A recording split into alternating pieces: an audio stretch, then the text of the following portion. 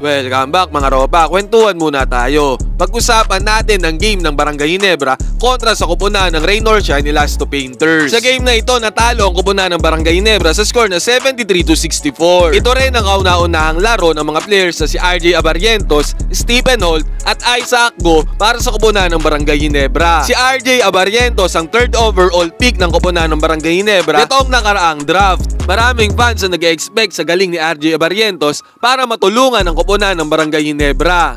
At kanina ay naganap na ang first game ni RJ Abarrientos para sa Gene Kings. 29 minutes and 41 seconds ang nilaro ni RJ Abarrientos. Tumataginting na 1 out of 15 si RJ sa field. Take note mga ropa, 1 out of 15 si RJ Abarrientos sa field. Ibig sabihin, sa 15 shots na kanyang binitawan, isa lang ang pumasok. 6.7% lamang ito kung i-convert siya sa percent. 0 out of 3 si RJ Abarrientos sa 4-point line, 0 out of 8 siya sa 3 points, at 1 out of 4 naman siya sa 2 points. Ang nag-iisang score ni RJ Abarrientos ay ang open layup na ito.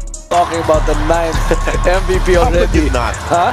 Oh, finally. Nagtala naman si RJ ng 2 rebounds, 1 assist at 2 steals. Together nga yan sa kanyang 2 points at -7 siya sa plus-minus sa field. Actually mga ropa, first game pa lang naman ni RJ Abarrientos para sa kupunan ng Barangay Ginebra. Huwag nating kalilimutan na siya pa rin ang naging Rookie of the Year sa KBL sa Liga ng Korea. Marami bang games pwede bang bumawi? Pero kayo mga ropa, anong masasabi nyo sa first game ni RJ Abarrientos? At ano ang prediction nyo sa magiging karir ni RJ sa Barangay Ginebra? Pwede kayong mag-comment dyan sa baba, pagkwentuhan natin yan.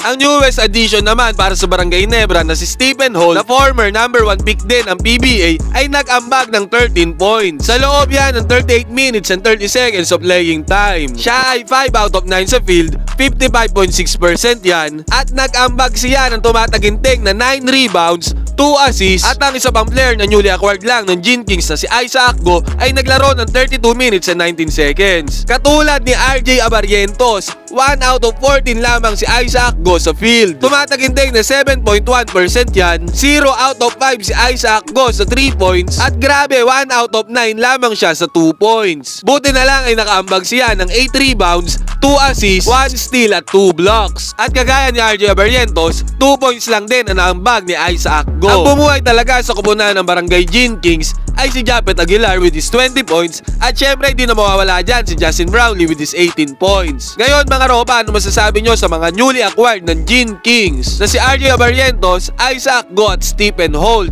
Pwede kayo mag-comment dyan sa baba, magkwentuhan tayo. Finally a basket for RJ Abarrientos.